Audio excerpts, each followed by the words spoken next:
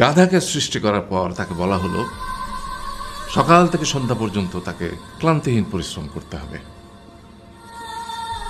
সারা জীবন তাকে পিঠে ভারী বোঝা বইতে হবে, খেতে পাবে শুধু ঘাস, আর তার মাথায় কোনো বুদ্ধি থাকবে না।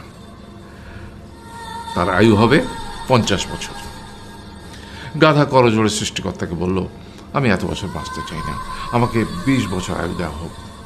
সৃষ্টিকর্তা সেটাই মঞ্জুর করলেন। কুকুরকে যখন সৃষ্টি করা হলো তখন তাকে বলা হলো যে সে হবে মানুষের সবচেয়ে বড় বন্ধু, কিন্তু সে খাবে মানুষের উচ্ছিষ্ট, এবং তার আয়ু হবে 30 বছর। কুকুর সৃষ্টিকর্তাকে বলল, আমি এত বছর বাঁচতে চাই না, আমাকে 15 বছর আয়ু দেওয়া হোক। সেটাই মঞ্জুর করা হলো।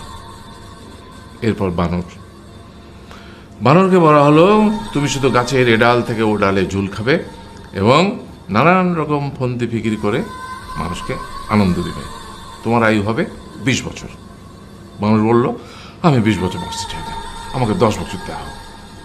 সেটাই মঞ্জুর করা হলো। এবার এলো পুরুষ মানুষের পালা।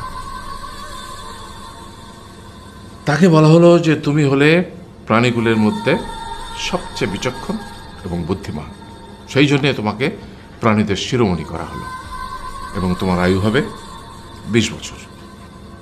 তখন পুরুষ মানুষ বলল, করজোড়ে বলল সৃষ্টিকর্তাকে যে 20 বছর আয়ু অত্যন্ত কম, হে প্রভু, আমাকে ওই গাধার সে যে 30 বছর আয়ু চায়নি সেটা আমাকে দেয়া হোক, ওই যে কুকুর 15 বছর ফিরিয়ে দিয়েছিল সেটাও আমাকে দেয়া হোক, আর যে বানর 10 বছর নেয়নি সেটাও আমাকে দেয়া হোক। 20 বছর অত্যন্ত কম, আমি দীর্ঘদিন বাঁচতে চাই। সৃষ্টিকর্তা সেটাও মঞ্জুর করলেন। তারপর কি হলো?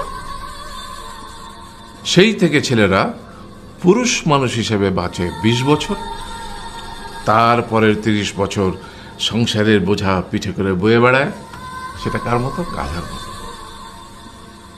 তারপরের 15 বছর সে তার ছেলেমেয়েরা যা দেয় সেই রকম ঠিক কুকুরের মতো উচ্ছিষ্ট খেয়ে বাঁচে। আর তারপরে বৃদ্ধ বয়সে ঠিক বানরের মতো, যেমন গাছের এডাল থেকে ওডাল ঝুল খায় বানর, তেমনি এই ছেলের বাড়ি থেকে ওই ছেলের বাড়ি, আর নানান রকম ফন্দি ফিকির করে তার নাতি নাতনিদের আনন্দ দেওয়ার চেষ্টা করে।